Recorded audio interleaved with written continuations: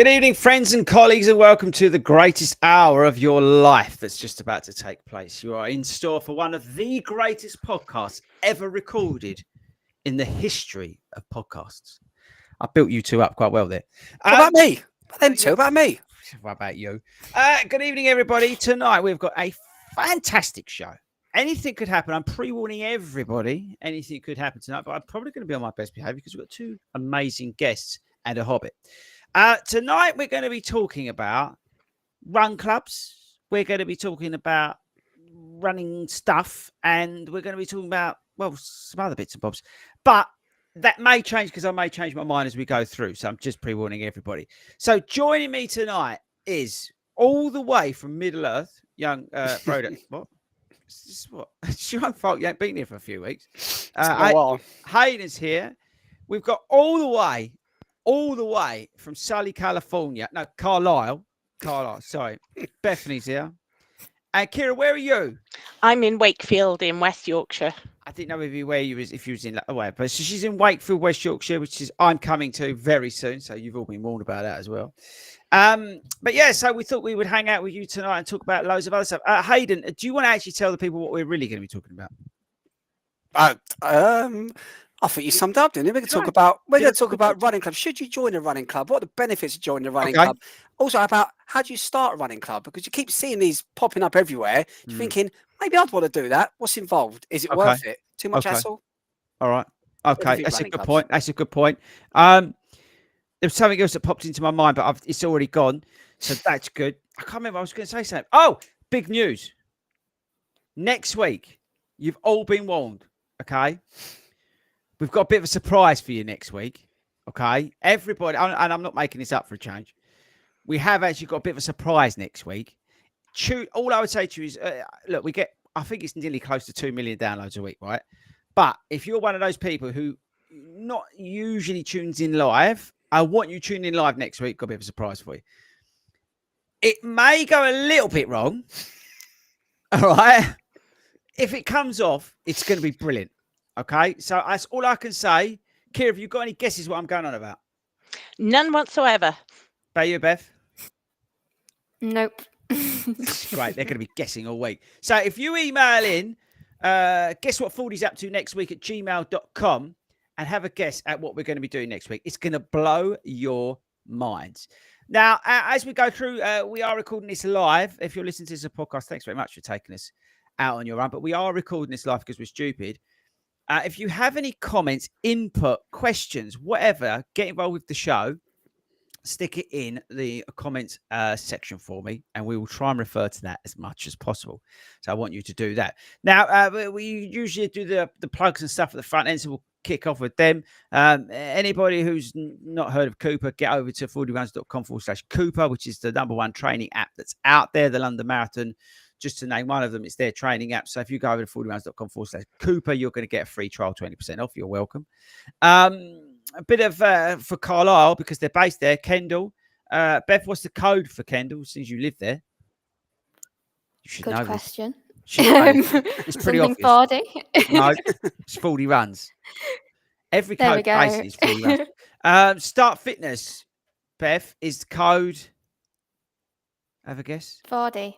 No, 40 runs. I opened it up 40 for you. runs. Feed it up for you. You should have knocked that one in. So that's the sort of plugs we want to do. I do also want to do a few sort of dates for the diary. Save your dates. We've got the Brighton Marathon coming up, which is going to be huge. We're doing that with Brooks. So on the Saturday, Preston Park. I'm also doing the Friday Lights Run thing as well, by the way, if anyone's going to that. But I'm mainly going that with Speedgate to eat their pizza. But on the Saturday, we're doing the park run at Preston Park, right? If you want a bit of park run tourism, it doesn't matter if you're running Brighton, not running it. No one cares. Just come down and do it. It's going to be awesome. So that's at Preston Park. If you've got kids and stuff, there's the mile afterwards, which some huge celebrity apparently is going to be involved in that. I don't know. Have you heard who's doing that? I've heard rumours, but I don't believe it's true. Yeah, so watch out for that. So that's on Saturday. And then on Sunday, I forgot to tell anyone about this. I probably should have done something about this. Brighton Marathon being in touch about the cheer station. I'll sort that out next week. But there's a place for us to go on the course that they want us to go. I kind of just remembered about that. So if you're doing Brighton and you've got a supporter, look out for that next week. I'll probably get around to posting that up. That's that. And then on the Kira, help me out here. Is it I keep getting these dates wrong. Is it the 11th or the 10th? I'm pretty. It's the day before Leeds Marathon, whichever that one is. I think it's the 11th, is it? I should know. But anyway, we're going to Wakefield to just basically be legends, and we're going there to do the park run. We want you to come along to that again, a bit of tourism. So come along to Wakefield Park Run on Leeds Marathon weekend. Let's just say that. I'm going to be there. So come along. The team's going to be there. Hang out with us again. If you want a bit of tourism and that lot, that'd be a good one to come along to as well, because we've got the Leeds half and marathon on the Sunday as well. So get involved in that if you're in the area or you want to do a bit of traveling. They were the ones I really needed to talk about, Winnie Hayden. I think you have covered the main ones. The two big ones coming up for us as a community, definitely, yeah. Okay, good. Right, so let's introduce the team before we get on to some bits that I've come up with, Hero. So let's start with ladies first. Hayden, no, Kira. Give everybody a bit of an intro. Where are you at? What are you up to? What are you doing? That sort of stuff. Yeah, well, so I'm Kira, and despite my Welsh accent, I'm actually based up in Wakefield, where I've lived now for about 7 years. I'm one of the 4 run leaders. That's 4 of Wakefield Satellite, because we've got a big old group going on up here, and we need the 4 of us. So there's me, Chris, Holly, and Sam. We run 40 runs 3 times a week. So we do a Tuesday night social run, a 5-7K. We do a Wednesday night improvers session, which is a bit of a sort of coach session with some sprints and hills and things like that. And then we do long runs on a Sunday, which is a 10K and a 10 mile. Personally, I've been running now for coming up 5 years. I started out with a 0 to 5K course, and I've just sort of done my 10th marathon and doing a 50-mile ultra in April with some other very, very crazy people from our Makes no sense. I just can't see. I'll check out after 10 miles. Beth, over to you. Let's hear your story. Where you at? What you up to? Who you are? Who I am. Cool. So I'm Beth. I'm from Carlisle. So the proper north. None of this Manchester. Yeah, I'll make you right on that. Let's not start this. Let's not start this. No, I'll make her right. So yeah, I joined the Global Run Crew a couple of years ago now. So big shout out to Mark, who kind of got us into that. And then essentially last year we decided, well, why be part of the Global Run Crew when we can have a satellite? So we set up the Carlisle Satellite Group. It's just going from strength to strength. I guess outside of 40, or inside as well. I'm a big parkrun addict, so coming up to 450 parkruns in the next few weeks. 450? Yeah. 450? Yeah. What age did you start? About 6? It does look like it, doesn't it? 450? Yeah, so I'm a couple behind my mum, so I'm trying to catch up so we can do 500 together. But yeah. What colour T-shirt do they give you for that milestone? It's arbitrary for 450. 500 is blue. Blue, nice blue one. Yeah. Yeah. So it's a long way to run for a T-shirt, but it's still worth it. How many miles is that? God, you've got to be good at your maths for this one. You've got to be on the Let's ball. do it. I'm doing it. And let us know in the comments before Fordy gets his calculator on his iPhone out. Paul, you should be able to get 2,250. No, it's not. Not as quick. It's not. It's 1,440 miles. Oh, miles. I'm talking about kilometres. Yeah, but no, You're old school. Weird. You're stupid. Miles. 1,440 miles. So how far can you get in 1,440 miles? That's a good question. That is a very good question. We'll let the viewers come to that. I think I could get to McDonald's at least. Yeah, probably McDonald's in Seville. Oh, that'd be nice. Yeah. Or mind you, don't they have all funny stuff out there? No, they don't have funny stuff. You do. You go to places. I remember when I went to, I had a McDonald's in Shanghai. That was a bit mucky. That didn't taste right. No, why? Mate. What didn't taste right? It just didn't taste right. It was. I won in Tokyo. There's a station by Tokyo. Big, the big station you come out of. Hey? There's one by there. That was a bit greasy. It's important while traveling to take in the cuisine. Don't you? It's true. It's true. I can tell you that I've had them pretty much in most countries that I've been to. I've been very lucky like that. Right. Anyway, what? It's true. What have we got in the thing, Hayden? Have we got anything? We've got loads of things. We've got loads of good evenings. So I just say good evening to everyone here. We've got people saying how much of a machine Kira is. They can't believe 450 park runs. We've got people already started talking about running clubs and being involved in running communities. So we're going to get onto that in a little bit. Yeah. Just general love in the comments at the moment. Okay, good. And don't forget, next week, big surprise. Anything could happen, but big surprise. Just putting that out there. There's been no guesses in the comments yet of what that's No going to be. guesses. Not yet. Not yet. Kira, if you had to think about what it is. No, my mind is blank. She's gone. Checked out. She's bored already. I'll be honest with you, I think that's what happens with most viewers. They sort of tune in for the first 15 minutes and this is absolute tut. I'm going to just go and watch. I'll tell you what I've been watching. Have you seen that?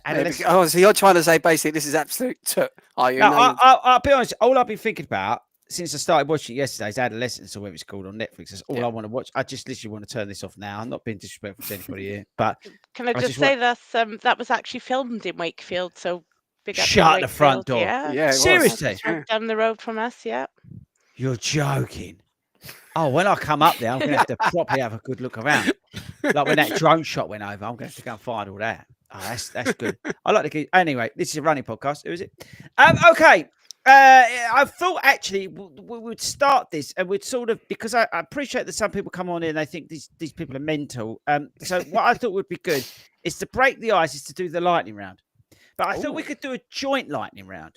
That sounds good. Is that right? So then the viewers and listeners get to know you a bit better. But these are, annoyingly, these are sensible ones. I've tried because I don't want to scare you off. I've gone sensible for once. There's no like, who would you rather go out to dinner with me or Hayden? Because it's just got too obvious now. Everyone says it's always me. So are you up for that? Bit of lightning round action? Bring it on. Bring it on. Okay, I'm going to play the very, very sort of old school intro that we use now. This is one of the OGs. Get ready for it. Here it comes.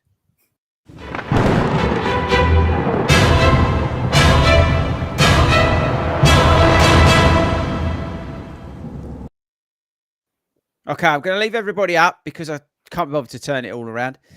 So, the name of this game is the lightning round. You have to answer these questions very quickly. The first thing that comes into your mind. If there's any delay, I don't know what the penalty is, but we'll think of one. Okay, are you ready? Play along at home if you want to. Free shoes next week. No, stop, Mike. Okay. We'll do it alphabetically. Beth, you're going to go first. Kira, you're going to go second, just to keep it going through. Right. Firstly, what's your go-to pre-run snack, Beth? Oh, probably Quick fire. a banana. I don't know. We need like a ticking. Hayden, make a ticking noise. Okay, right. Kira. Toasted Marmite. Honestly, sorry. That was the worst sound I've ever heard. It sounded like a dead horse about to go into the knackers club. He's like got one limp and he's just been shot. That was the worst clock sound I've ever heard in my life. Pathetic.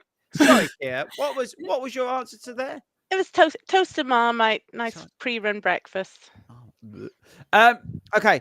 Go back. Remember, under the clock here. Do you prefer running in the morning or evening, Beth? Morning. Kira? Morning. I think everyone's a morning person. What's the best running shoe you've ever worn, Beth? On Cloud Surfer. What? Do they make running I'm shoes? sorry. On make running shoes? Oh, they do. Bethany's an on girl. I knew that. I'm an on girl. Kira, can you get us back on track? Saucony Speed 3s all the way. R.I.P. Yeah, see, hero. She knows where it's at. Oh, this is going to be a tough one for you to. Trail running or road running, Beth? I like a good bit of trail running. I'm not going to lie. But specific trail. Okay. Hang on. What would you mean? I know she's lightning round, but what do you mean? So like not hilly, just like a nice trail path. Okay.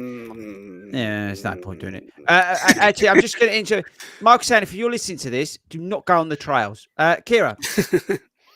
Trail with loads of mud and puddles. Okay. It's a northern thing. It's got to be. What's the most challenging race you've ever run, Beth? Probably Liverpool rock and roll half. Why was it tough? Because it was my first ever half, Fair and enough. I didn't really know what to expect. Okay, fair enough. Kira? Yorkshire Marathon twice over. Once I did it with norovirus, which wasn't very nice, and then Oh. last year in that horrible storm. So Okay, I'm going to dive deep into that. Which would you take, norovirus running or the hurricane that we had to oh, run the in? storm! I got a PB. It went behind you. I didn't spend 20 minutes in a Portaloo, so that was a win. If you could run anywhere in the world, where would it be, Beth? I love Australia, so I'd say Australia. Australia. Any particular location? Like, for example, if some of us are going to Sydney in August. I do love Sydney. When we went a couple of years ago, we ran over Sydney Harbour Bridge, just me and my mum, and it was lovely. I'm going to be doing that in August. Kira? South Wales, Brecon Beacons, where I'm from, absolutely beautiful. Yeah, it's actually a beautiful part of the world. I want to go. It's got nothing to do with running. I want to go to Wales. I want to go and see that Mac Loop. Have you seen where the planes fly through these mountains in Wales? And they do it like it's unbelievable. My TikTok feed is now full of that. Okay, get back to running. What's your favourite song on your podcast to listen to while running, excluding this award-winning podcast, Beth? I don't listen to music while running. So Really? What do none. you listen to? Me? Yeah, of course. Hero. No. So what, you just listen to nature? Yeah, like that's the best thing about running is that you're like disconnected. Like I'm on the computers and stuff all the time, so like I just need a break. Fair enough, mate. So I like it. I like it. Kira? Oh God, I completely opposite. Love the music. My current favourite is definitely a bit of Chapel Row and Pink Pony Club. Okay. Hayden, are you got any insight into that? Not particularly. No, at the moment I'm not even running, so I don't do anything. No, you just sit there and get fat. This is true. What's the one piece of advice you'd give yourself as a beginner runner, Beth? just give it a go. Get out the front door. That's all you have to do. Kira? Buy shares in KT tape. Buy shoes in that's Shares. Shears. What's the shears for? I said buy shares in KT Oh, tape. Oh, my shares! Oh God! Maybe we need Have you never subtitles. heard the Welsh accent before? Well, my grandparents are from Wales, so it's not unusual, but it was the way it's really sounded like shears, and I was like, what? Right. Hayden, any advice? I tell you what, what's the one piece of advice you'd give yourself if you was a beginner runner? I wish I hadn't met you till about. We should have delayed that process a little bit because She's not very nice. you wear you down after a while. So right on that high note, let's roll the titles again. I think that was epic.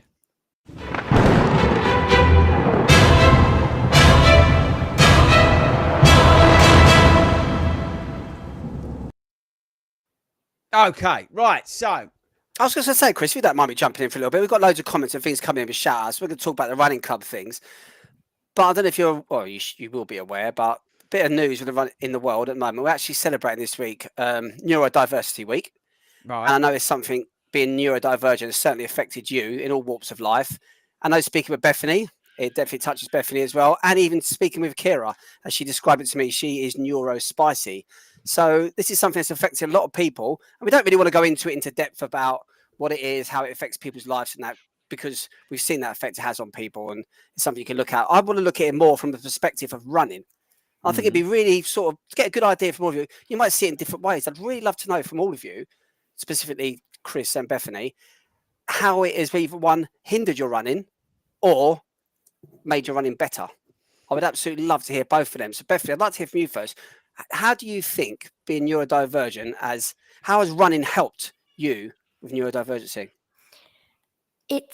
I think I see it as a bit of an escape, and I think that's why I don't listen to music as well. It's that opportunity to just like disconnect and just be me, like whether it's at 40, whether it's at parkrun, like there's no preconceptions about anything. You can just literally run and be you. It doesn't matter what you're thinking, what you say, it doesn't matter. You can just totally unmask and just be yourself. And I think that's the best thing about this community in general, and the running community as well. What an absolutely fantastic answer. Absolutely brilliant. That blew me away a little bit, that is, Chris. What about yourself with you, Chris? I'll How be was it? honest. Yeah, I think she said it so eloquently. Mm. Yeah, I've been struggling this week. I had a call today, and I've been really struggling this week with stuff. Even to the point today where I didn't actually run because running for me today was too much. I'm in a phase of shutdown.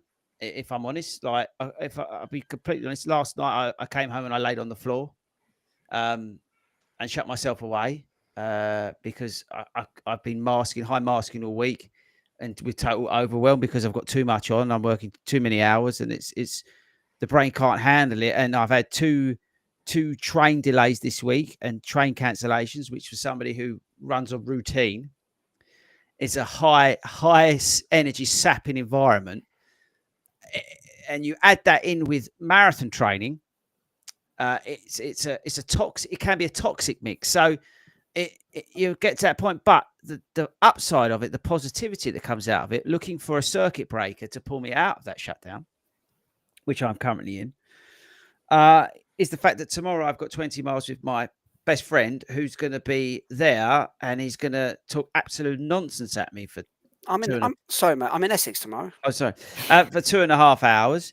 And that may be the switch that I need to get me back on thinking straight, remembering things, who I am. Like, I'll give you a classic example. So last week, and it's not a lie, this is how the fuzzy my head is at the moment. Last week on Saturday, I rang Ben and told him to listen to the pod because it's really good. He was on it. That tells you that I'm not even. I've switched it off and I've moved away onto something else. Yeah. So I'm looking for a new hyper focus to give me a circuit breaker to get me back on stream. Running is there on a Saturday, and that usually kicks in. So for me, the positivity around running can stop me from continuing to get into a depressed state. With heightened anxiety and panic, and it can actually pull me back into the real world. And that's the power for me of running. And like as Beth said, I'll run tomorrow. I won't have any headphones on. I'll listen to Ben talk about absolute nonsense. But it doesn't matter. That for me is medicine. And that will hopefully bring me back into real life, even though all I want to actually do is sit under this desk and turn the lights off. And that's where I'm at this week. I mean, you get me next week, I could be in a manic state. So good luck with that. But it all depends. So yeah, it's a very powerful thing. As I said, the downside is marathon training can actually add and worse to you when you're tired, because everything more becomes, the bucket's full. You become more overwhelmed with life in general, and as I said, things become a struggle. Even just walking down the platform, you know, I have a route that I walk down the platform on the yellow things with the bobbly because I like the feeling under my feet. And then there's these morons with their Sainsbury's bags in my way. Yeah, and that just sends me doolally, and then I just keep getting worse and worse. But then running can switch me out of it. Even running with Paige on a Wednesday, because I could sit there and just listen to his rubbish for 8 miles, and it's brilliant, and it's like medicine. So yeah, it's powerful, but at the same time, it does have its downside when you're sort of doing marathon training, that kind of thing, because it can make you even more tired. And when I go through cycles in terms of my moods and overwhelm, and if I hit it at the wrong place, the wrong time, and then it can be like this week in terms of almost depression.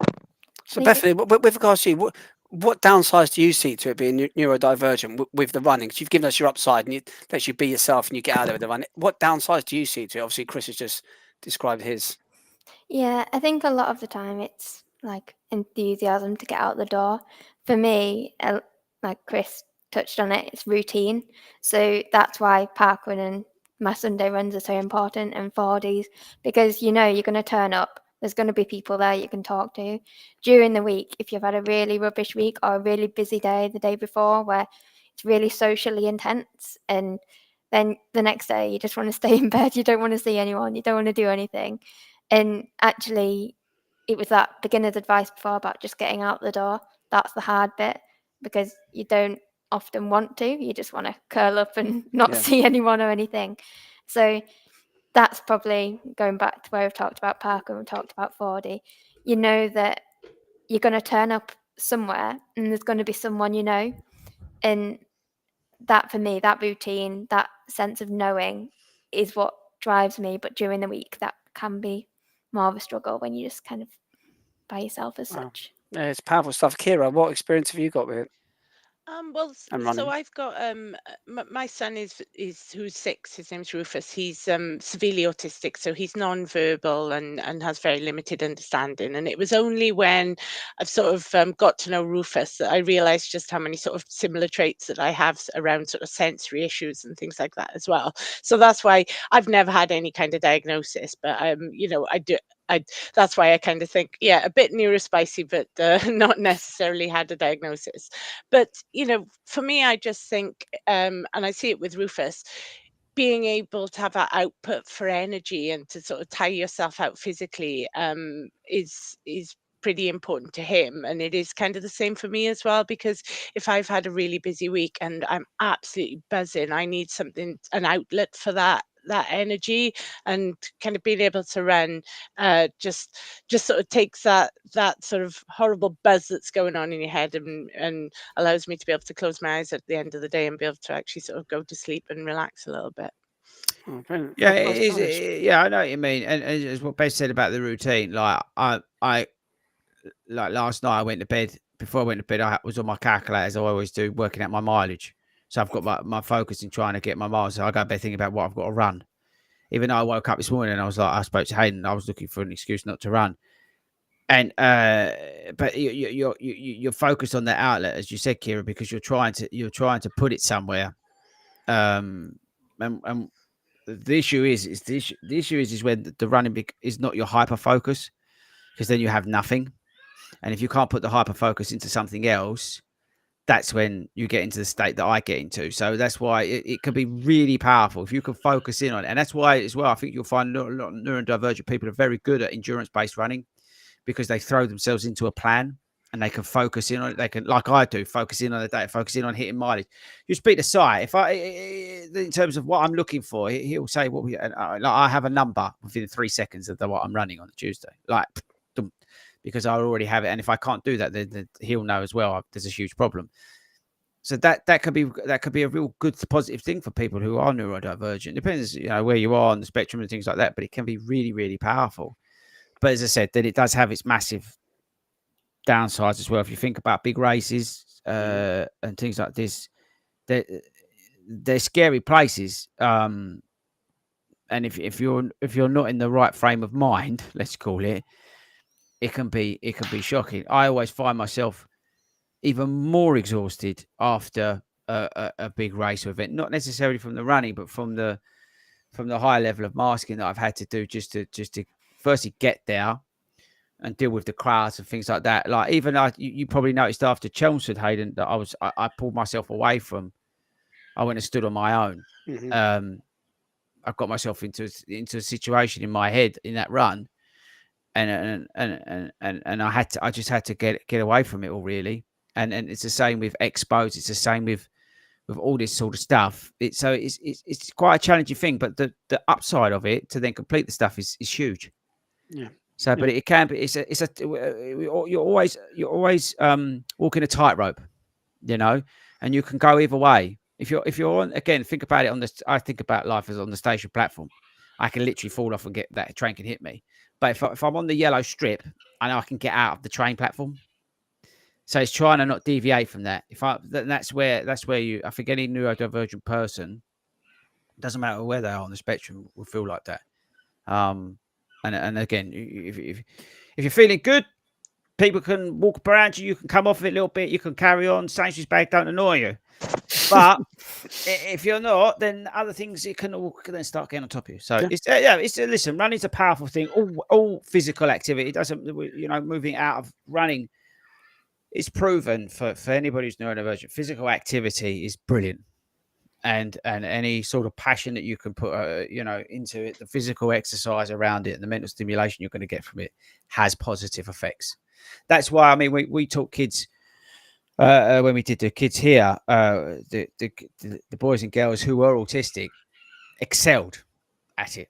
You'd take the sessions down to a level in which they could understand. So instead of saying, we're going to do, run to that blue disc as fast as you can and run back to me and do that 6 times. It beat everyone. because it's just focused on getting there and getting back. Boom, boom, boom, boom, boom, boom, boom, boom, boom. But if I said to him, I need you to go up to there, do this and do that. See you later. And that's how again, that's, you can see with for children, it's how important it is in terms of, I mean, Kira's better to talk about it than me, but just the autistic children that I've worked with through running, how amazing it is to see how fast they are.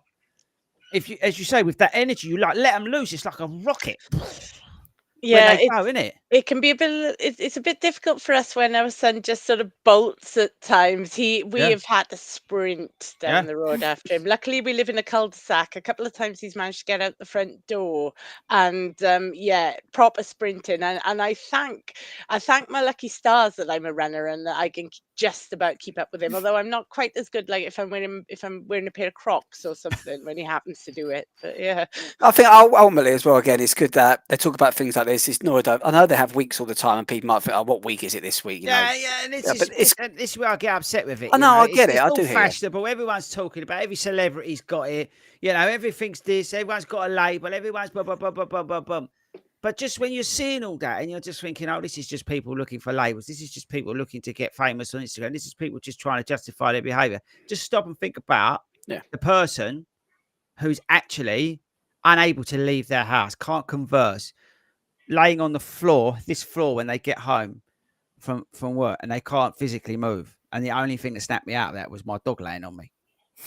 Yeah, but that's a serious point. Yeah, I you know, the effects are huge. Just because you see one thing and you see all this on thing, and then, everyone's got ADHD. Oh, you just need to ignore it and let them crack on with it.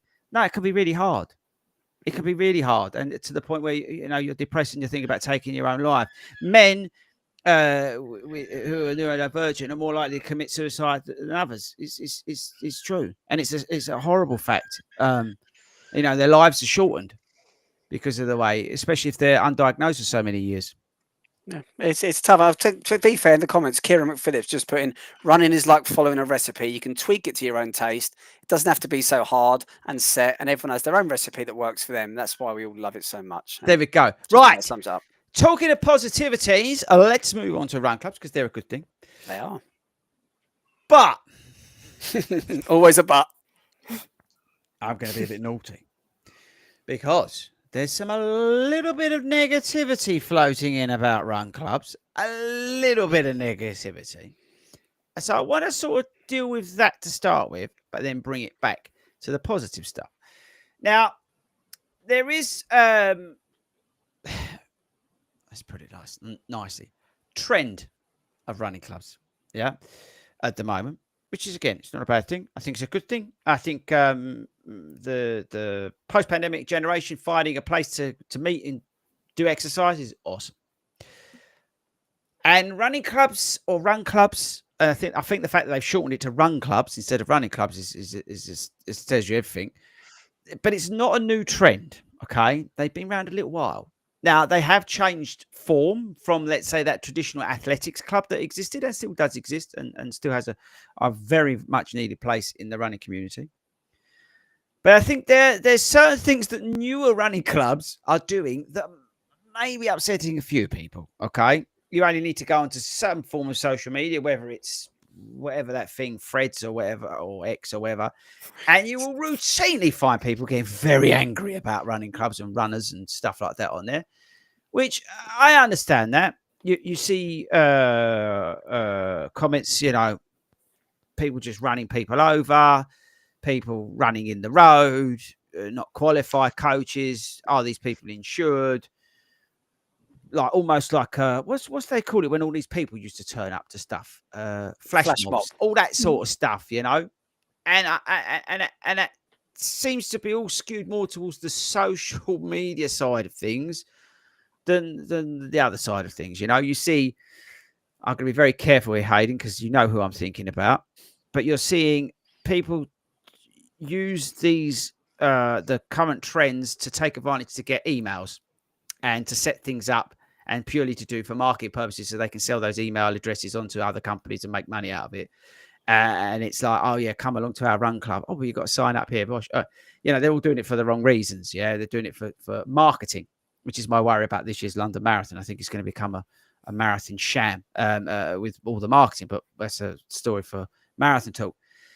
And I think there is an undercurrent, an undertone out there. All right. Have you noticed that, Kira?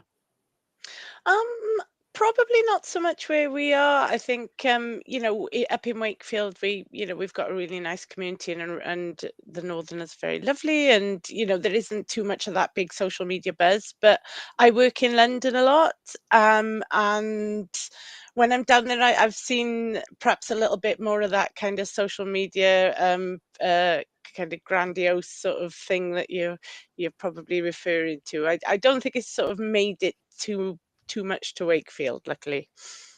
Beth, thoughts? I think if it hasn't made it to Wakefield, it hasn't made it to Carlisle, really. I think, to be honest, a lot of the clubs in Carlisle are pretty long-standing. There's things that you do see on social media, because social media gets everywhere. Things like where people are running London Marathon backwards the night before, or whatever it is. All these kind of cool things that people do as part of clubs as well. But I have to admit, we're pretty away from it. That's good. Now, I think the references I am giving are a minority, which is brilliant, because as you said, if you take your eyes out of the capital, right, which is a positive thing to be doing, people, and you look broader, the running club scene, the running community across the whole country is very healthy and doing remarkable things. And I think I get what people are saying about some of that negativity, but I think actually the positivity should overwhelm all of that, to be honest with you, and just water some of that down. You see it at Parkrun, you see it across the country, and I think it's a beautiful thing, the fact of we're getting a new generation of people coming into the sport. And yes, these clubs have popped up and whatever you think about that, whatever, right? But ultimately, it's great that these people are out running. I think that's the most important element of it. Yeah, they could be doing it better, but so what? You could say that about anything, right? And I think so you need to take a little bit of that with a little bit of thing, because if you look outside of London and maybe some of the bigger cities, it's a beautiful thing that's going on across the country in terms of, and I think a lot of that's been spurred. You give it whatever way you are on Parkrun and the stats, I don't care about that. But I think a lot of that's been helped by Parkrun and the accessibility of Parkrun. I think that's incredibly powerful, and I think that's also helped some run clubs around the country, and even starting. Like I was at a race in Essex last week, and it was like a small little run club there. Like and I swear, they, I may be wrong, but they probably got together. They probably and they meet a Parkrun and that. Like, that's brilliant. That's what it's all about, Hayden, right? Yeah. So, and to be fair, so Holly in the comments, Holly actually runs Wakefield alongside Kira. She actually made a really good point, and she said, "I'd like your opinion on this, actually, because I think it could be a bit of both." She said she thinks we need to talk about what is the difference between my opinion. running. Yeah, your opinion as well. Let's go for it. What's the difference between a running club and a running community? And can you have both? Yes, because we've proven it. But then with disruptors in the whole running scene, so they can all jog on, a lot of them. EA, everybody. We are here. Right, enough. And we are disrupting. We are the only hybrid club in the whole country, because we are opening doors, removing barriers to every single person in this country in terms of running. And we have been doing it for the last 5 to 6 years, and it's brilliant. So is that a community thing you're thinking? Yeah, but you have to remember, the thing is, the fundamental thing that the 40 Rounds Running Club, which is the largest running club in the country, you may hate us, but we are, right? We started from a community. The club came out of the community because the community people asked for the club to be formed. That's the key element. The club wasn't put together to sell shoes. Yeah. The club wasn't put together so people went on an app. Yeah. And paid money for that app. No. A community was started. And from within that community, a club was formed. And that's the difference. And I think you've got the traditional clubs, which are brilliant. And I think those athletics clubs are like the pillars in the running community. I think really, they're you think of places like Fulham and all the other, the big running clubs and stuff like that. And they're great because they're your traditional ones. You need that. And then you've got like ourselves, Lonely Goat, and people like that, which are giving access to runners who may have felt intimidated by some of that sort of stuff. Which again, we're offering something to people. We obviously are different to Lonely Goat because we have the physical elements, which these two ladies do great advertisements of that in terms of we have the physical clubs. So I think the difference between a club and a community is not much, to be honest. But speaking on a personal grounds, we were a community before we were a club, and I'm proud of that. Yeah. So is that fair? Yeah, I think it's absolutely fair comment. It's, as you said, it's just these barriers, these things that are put up these days, and people are saying like, "Oh, I'm part of the running community." Other people say, "I'm part of a running club." Some people are saying like, "Oh, I just like to run." I think this is where some of it gets all so murky and so marketing. It's all marketing. It is. The Absolutely. biggest buzzword in marketing is community. But if you go on to these people who say they're a community and then you look on their Instagram, there's no pictures of their community. There's pictures of them, the presenters, the people, the whatever, the products they're trying to sell you. Where's the people? Where's the community? But if you go onto something like Fulham Athletics, you'll probably see the people, or Wear Joggers, you'll see the people. Do you know what I mean? And that's the thing. I think that's where it's a little bit. So again, if you take away that sort of minority nonsense that's going on, and actually dive deep or scratch beneath the surface, you'll find really thriving communities within clubs, and it's brilliant. And I think that's powerful. Again, around your way, Kira, there's, I mean, in Leeds, I mean, think how many good running clubs there are in Leeds. It's brilliant. Yeah. And a lot of our really, really good local runs are run by some of the grassroots running clubs as well. Some of the best ones that we do, particularly the trail runs and things like that, and the really difficult runs that you wouldn't get a ton of people signing up for. They are run by those running clubs, and we love to go and support those. Yeah, it's the same down here. Like we do one always. The first thing most of the guys in like Hartford, Broxton, so I say, right, when's the Wear 10s, which is put on by the Wear Joggers. Fantastic local club, been around donkey's years and that lot. They're brilliant people, and it's so great, and they're friendly people. You see them at races, or like local ones to us, and even like St Albans, they did like the Solstice run. That's really good as well. Great club, so I mean. You can see the community spirit within their club because you go along and you can see it. So it is there, but unfortunately, it does get a little bit skewed because of what you see on social media, which is the wrong thing, really. Because if your boots on the ground, you see it, right? So I suppose it's what you're exposed to. Beth, what's it like up your way? Pretty much the same. I think for me, like the club is a bit like the infrastructure. It's there. It's like the house, essentially. But without the community is what makes it. It's the people. It's the belonging. It's that sense of I belong here. And tribe.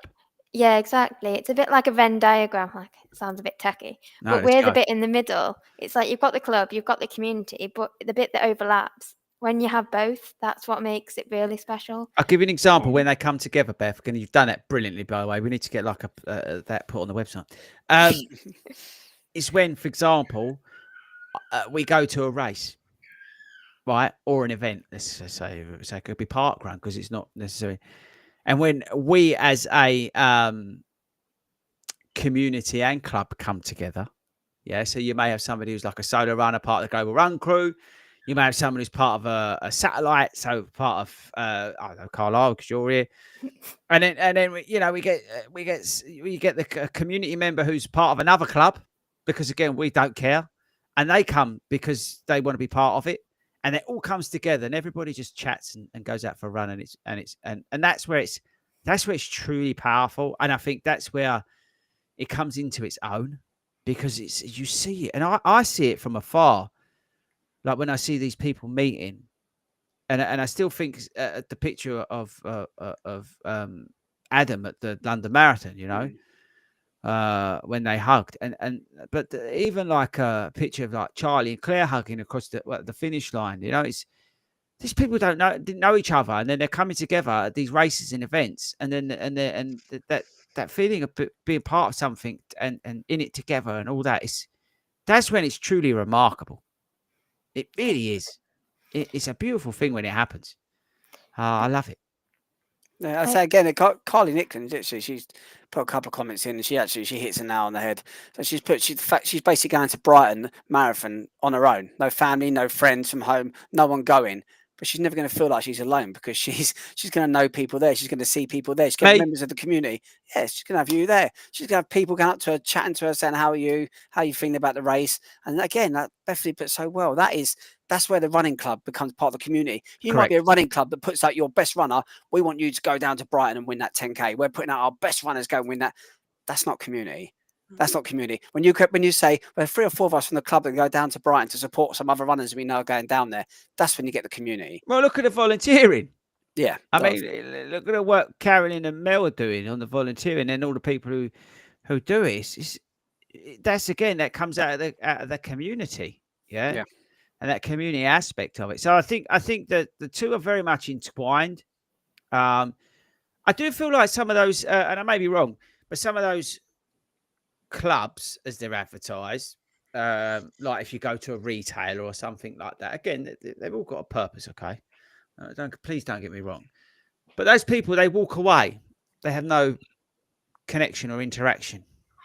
But if you come along to something like us, or even like again other clubs, okay, we're not just, but and you see one of those people at a race, then there's that social connection. You already got that, right? And that's the thing. And we're special because of the virtual side of things as well. Starting off as a virtual club as we did, but then becoming a physical or actually hybrid. You now have those relationships. And like Carly's saying, she can go to Brighton on her Todd and she knows that somebody's going to be there. And she lives in Newcastle, I believe, by the way. So you're not talking around the corner. Yeah, look, James has just said, see you in Brighton. Yeah, and I know James. James is from. I know these people. James is from Devon. I'm sure he is. Someone from Devon meeting someone from Newcastle in Brighton, and that's community. That's Kira. Sorry, what was you going to say? Yeah, I just want to give you a couple of examples of the community we've got in Wakefield. So, one of our guys, Andrew, he was injured for a long while, and he would see where we were running. He would come out and he would come just stand somewhere on our route and be there with some jelly babies and to clap us along and to see us. And then, another guy, Wayne, who wasn't running at Dewsbury 10K, one of our good races in February, and he came along, and he's quite, he's quite introverted. He's a little bit shy. He came and he took photos of us, and then just cheered us all on, and then just sort of went back and uploaded them all on our page. Two examples of people who have just gone out to their way to support the community for no other reason apart from the fact that they're one of us, and they've done that for us, and they like supporting their friends. And for me, I moved to Wakefield. I didn't know anybody up here, and until I sort of started the Wakefield branch of the club that we're in and met all these people, I had maybe 5 friends that I could call my own. Now I've got like 50 odd people who, if I got had a party, they would all be there. They're all my mates, and they are sort of, I was lonely. I was genuinely quite lonely when I first moved up here, and as a result of this, I'm not lonely at all. I can literally walk down the road in Wakefield and I will bump into somebody I know. Brilliant. Because of running and because of this club, and that's amazing. That's unbelievable. It's brilliant. It's truly remarkable, really, when you think about it. Again, it's not just on us, but this is the same for other clubs and stuff, and the power of actually the running community in general. It's sometimes like you just go to a St. Park run a few times, even if you're not connected to a club, right? Because within Park Run, there's the community aspect, and you get to know people who come regularly. That's the great thing about it. That's the great thing about Park Run. Beth, I mean, you love Park Run. I do love Park Run, yeah. I think it's that thing as well, coming like all the community thing. With the Carlisle 40 group, we started it. I kind of shared it on my Facebook. A few people, my friends came that we knew. That was all great. Then we had like the newspaper article, we had a TV thing, and suddenly people came out of the bushes that had just moved to the area. People came that were just getting back into running, that maybe were coming back from injury, that just wanted a good old chat. And all these people come, and you're like, well, Carlisle's a relatively small place, but everyone just wants to be together, to have a nice time. And now I'm lucky enough to call these people in the 40 group our friends, Yeah. which is lovely. Yeah, it's amazing. It's brilliant. I think sort of like, not moving on from that, but it is fantastic. We sort of like described the way that is, but we've got the last 10 minutes or so. And I think all three of you can really comment on this, really on different levels, which I think would be fantastic. I'll talk.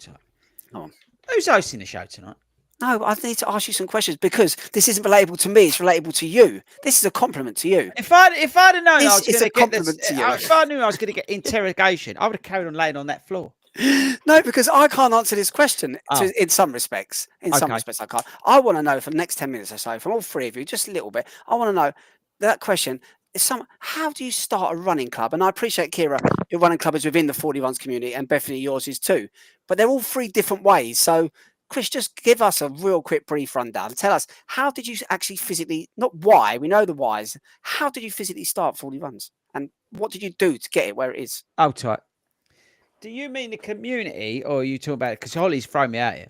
I know Holly has. I know she has. Do you mean how did the community come about, or how did actually the club come about?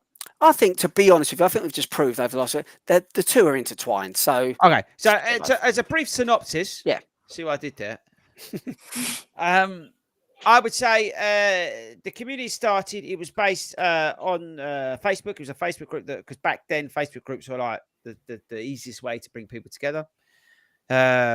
It was born, as we know, out of my issues that I had at races and things like that, and that's how I sort of started to bring people together, and then that carried on because there was like-minded individuals, and they were talking. Oh, this is a great place to be, and it organically grew, and because of the race meetups, that was the sort of pivotal moment. Was the meeting up at races and events, because again, that's how it started because of my issues that I had. So that the community just got bigger and bigger and bigger, and then the club came out of that because there was a request for a club to be formed. We put a committee together. We applied to England Athletics, and we went through the motions of setting it up. It's not easy, so just. There's a lot involved in running a 7-star standard running club. If you've got no idea what that is, check whether your club's, for example, got a welfare officer. You'll be surprised. Some of them don't. It's not having to go at anyone, but there's a lot of stuff you have to do to hit certain standards to be as an England Athletics affiliated club. We pride ourselves on that, and obviously I have a difference of opinion about certain things with England Athletics, but what I do love about them is the framework in which we operate, the welfare, the safeguarding, and that side of things. And as I said before, the amazing coaches they have, the people that work at England Athletics are all amazing people, and what they do for adults and kids across the country, I think is brilliant. So I love being in that. I think it is the gold standard to be a club that's affiliated to England Athletics, because they are our governing body, our sort of whatever you call it. And so it is a hard thing to manage. And when you get to the size that we are, it's even worse, because there's even more. He's smiling. He was on the AGM this week. It's even more. And you rely, as we do massively in this club community, as people who give up their time for free. You are nothing without the people that help you. Like nothing. 40 Runs Running Club couldn't exist without, firstly, my mum and dad, because they stepped up and said, yeah, we like the sound of that. We'll support this for you, Chris. We believe in what you're doing. And they still believe in what we're doing, because bless him, the chairman's in great dumb mode this week. And they still believe in that. And mum, was having to manually add people onto a thing. She'd retired. She's sitting there on her laptop till midnight trying to put people onto a system. Thousands of emails every week, thousands of people joining every week. And she's like, Chris, are you having a laugh? So you've got that side of things. So it's really hard. And then outside that, you've got to manage all the satellite groups. Hayden manages it all. Just think about it. Like nearly 60 satellite groups. You've got not managed, because the guys like Kira and Beth do an amazing job. But there's all the side, making sure people are signing on, making sure they're putting in their emergency contact details and all this sort of stuff. It's a huge responsibility. So to start it off, you think this is a great idea. and then you realise what's involved. But then to maintain it and continue it, you rely solely on people like yourself, the three of you here, and you can't do it without people like that. It's honestly, you can't. It's so hard. It's difficult. Obviously, well, with Dave needs to go into it. You've done an absolutely amazing job. So, I Kira, ain't done nothing. I'll be honest. I haven't done a lot. you have. Haven't done a Stupid. lot. Kira, so you're sort of, I know, just quickly tell us, how did you actually start at Wakefield, and how did Wakefield come into 40 runs? Just in a couple of minutes. So I was the running group that I did my 0 to 5K for asked me to be a run leader and to start up a Wakefield group. So I kind of built that from scratch with somebody called Jules, who used to do a Monday run for us, and Jules is now with us at 40s as one of our runners as well. But yeah, we basically started just getting a couple of people along. I started the Sunday runs first. It was a long run. The first one, and maybe 2 or 3 people came along, and just kept slogging away. There was one week it was just me and my husband, and I was saying, will you come and run with me, because I don't know if anybody else is. But through word of mouth and through sort of social media, things like that, it started growing. There were a few kind of pivotal moments when people joined it that just sort of really made a difference. Like when Andrew, the aforementioned Andrew, joined, when Charlotte joined, Amanda, one of our original people, they just sort of, I just felt things were kind of getting in a bit of momentum. And then Chris used to run, who's one of our run leaders now, he used to run on the Monday run mainly. When he sort of brought his wife along, Sam, who was like, I'm never gonna be a runner. I don't want to be a runner. Sam did a 0 to 5K, suddenly found a love of it. And Chris and Sam were both sort of real forces of nature. And then Holly joined one day, and Holly, you've met Holly. She really is a force of nature. When Holly joined, suddenly, she had all this energy and all these ideas, and we just ended up growing and growing and growing. And then we were sort of getting 20, 30 people. I was still the only run leader at that point, and it was quite hard. It was a big commitment. But then Holly did her lift, Sam did her lift as well, and Chris as well. And we just sort of then started sharing it between us. And the reason that we came over to 40s is because the group that we were running with started talking about the potential of maybe charging their runners, and that was something we weren't about. We were volunteers giving up our time so that people could run for free. That was really, really important to us. And we wanted to be affiliated as well, because we do a lot of races. That £2 off every time, it means something. But what means something more is being able to type something in that running club box and be able to sort of have the pride of running for the club that you're with. It just made me really sad when I used to have to tick the unaffiliated box every time and not have any sort of, I felt like I wasn't representing what and so yeah, we came over to 40s in July, and then actually loads of people found us who were local 40s, like Mandy and Charlene, Chris, Nicola, Sally. They were local people who were part of 40s. They came to us, and now we're hitting 50 odd people on our Tuesdays. Amazing. And 400 it's absolutely people.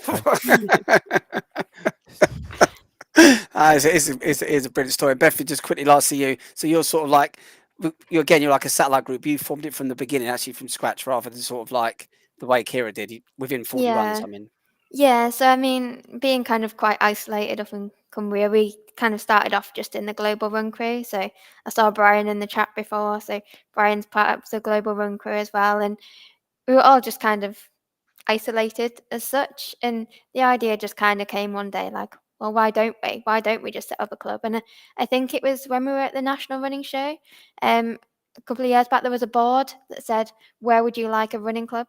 And we put Carlisle on there. And then we kind of came to the realization on the way home, well, if no one else is going to set one up, why don't we? And then Carlisle kind of formed in May of that year. And the rest is kind of history, really. excellent. We've got a really supportive kind of place where we start. We can go in there for drinks. We can just really have a good old chin wag and That's a what good it's old all run. about. That's what it's all about. At the end of the day, no barriers. Turn up, come along, have a chat, do a bit of exercise, whatever way it takes you. And again, whether you want to go to a physical, whether you want to do a virtual, whether you feel you want to belong, finding your own tribe is extremely powerful. That sense of belonging to something could get you out of the darkest of holes. It doesn't matter where you are in your life. Having that sense of belonging is huge. So don't underestimate it. And just, I appreciate when people say, oh, I'm a solo runner and I like to go and do my own stuff. I really respect that. But you can still belong to something. You can still, there's stuff out there, and find it. It might not be us. It might be something else, but find it. Go and find something, because once you do find it, it's a bit of a light bulb moment. And again, that's coming from me as somebody who felt like they didn't belong, would rather be on their own, that kind of thing. And then to find somewhere, all right, I've sort of created it myself. so that, but do that yourself. Go like Beth, well, we haven't got nothing up here. I'm going to go and create it myself.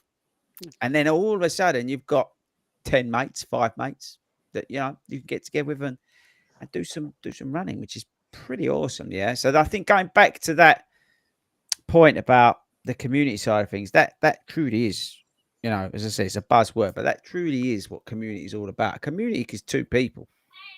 Yeah, that's what you've got to remember. So don't underestimate it. And I appreciate that it's out there and it's thrown down your throats and regurgitated across social media like there's no what it is. But go and find your own tribe.